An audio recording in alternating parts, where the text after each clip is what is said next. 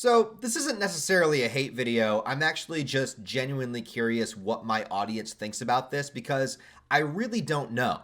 I could see it going either way. I'm going to share my 2 cents on it. Also, I've talked to a lot of my artist friends about it that do commissions and stuff, and the things that they think about AI art and AI animation, and the things that could potentially happen in the next 5 to 10 years with AI art and animation that could be very potentially dangerous to actual artists and creators. On this channel, I cover a lot of anime and manga. I cover a lot of things that deal with art. And you guys know that my personal preference is I've always preferred the sort of traditional hand-drawn style, that gritty style of animation, particularly from the 80s and 90s. We don't really get a whole lot of that anymore, and I understand that things evolve over time, and what was once hand-drawn art went to digital art, and then things just kind of change, evolve, and adapt over time.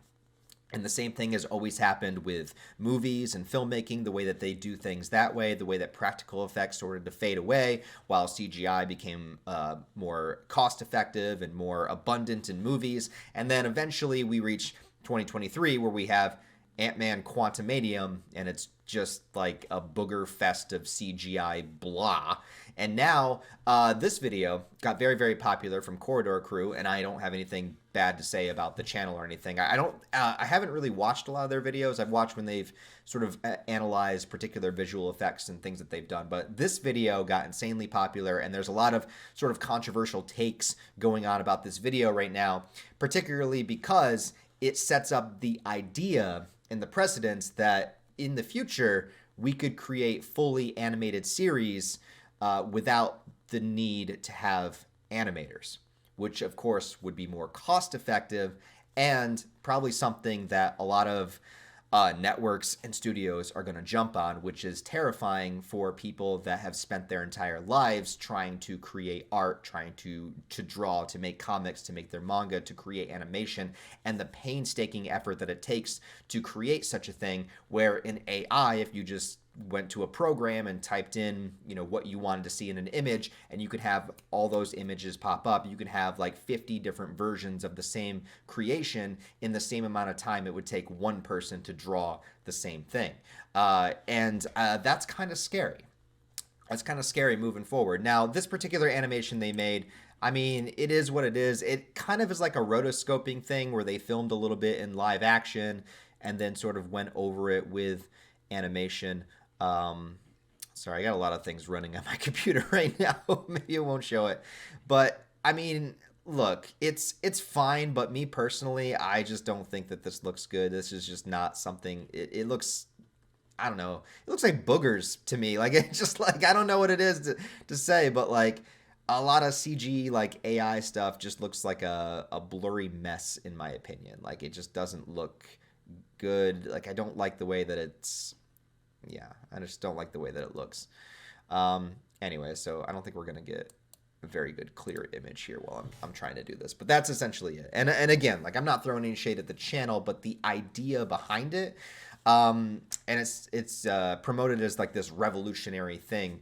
But I really, really think that it might be disastrous in the future as AI continues to get more advanced and developed and takes over everything in the world. We're getting closer to Skynet. We're getting closer to the robot apocalypse. Am I just a paranoid person? Well, maybe. But when the T-100 is staring you in the face with a giant machine gun, then you're going to come back to this video and think, yeah, maybe Ryan was onto something. But it creates a little bit of a scary idea in the future if you can imagine that full-scale animation and animated series and animated movies could basically be done this way. Now, this kind of stuff has gone on for a long time. The idea starts with like rotoscoping and things like that, which I want to bring up this real quick. So there's a movie called Waking Life. It came out in 2001. So this is actually like 22 years ago that this came out. And this is one of my favorite movies of all time. And it takes place in the course of somebody going through dreams and entering other dreams and talking to other people and having other experiences. But it was the first fully rotoscoped movie, which is where they would film somebody in live action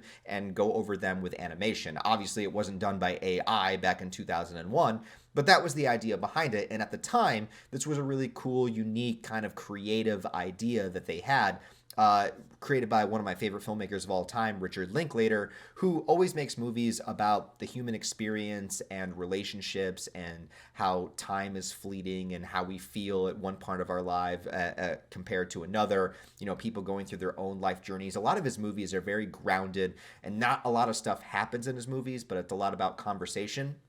So having a movie about dreams and being in a sort of a dream world with the animated aesthetic over top of that, it was something that made sense for the movie, and it was something creative and unique and different. He also did the movie Scanner Darkly, which kind of did the same thing, starring Keanu Reeves. So this idea has been out for a long time, but as we're getting, you know, more into the age of AI art and the things that AI can do, it begins to be a little bit concerning for people that want to do animation, you know, full time, or that people that need those jobs, or just the value of animation in general. This is one of the articles from New York Times where artists are commenting, watching the death of the artistry unfold right before our eyes. I can see how AI art can be beneficial, but claiming you're an artist by generating one, absolutely not. And it goes on and on. So that is all there too, and a lot of animators are upset by it, and I can definitely understand and see why. I also think that as good as AI art may turn out to be, it does take something away from people that are doing it by hand, that are, you know, coming up with something from within themselves, from within what they're envisioning, and being able to translate that onto the page. It's a very, very special thing.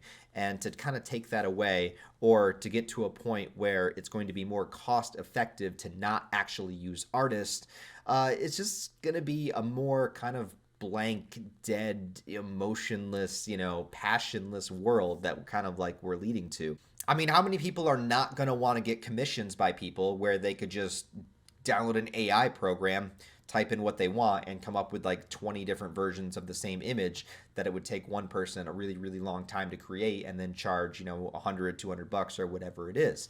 But I would rather have that personalized art by somebody who's actually into the creative process and enjoys what they're doing, and it comes from a unique personal perspective, rather than just having AI go out and see what other people's artwork looks like and sort of like pseudo copy it and bring it back and mesh it all into one, and then have that there. And if that's what we get into animation in the future, well, obviously that's going to take away animators. And also with the amount of like deep fakes that are out there, and the amount of audio footage now, or audio recordings that we can have now that are AI generated to be a particular person's voice or an actor's voice, I guarantee you that within the next 10 years, we're going to have a fully animated movie that comes out that has no actors and is completely AI generated, and just uses actors' voices, and they'll probably be paid to use their likeness, to use their voice.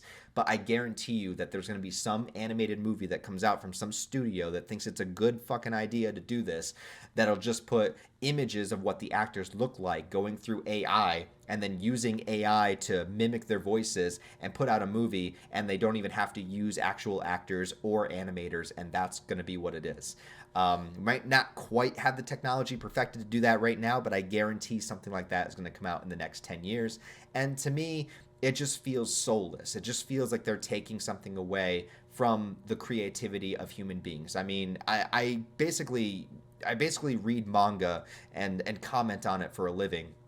And when I go through these pages, and when I see these double page spreads that are beautiful, and I see like the hard work and dedication that somebody put into being able to capture a mood and a feeling, and even tell a lesson through a drawing, it is so much more captivating than just looking at, you know, like this.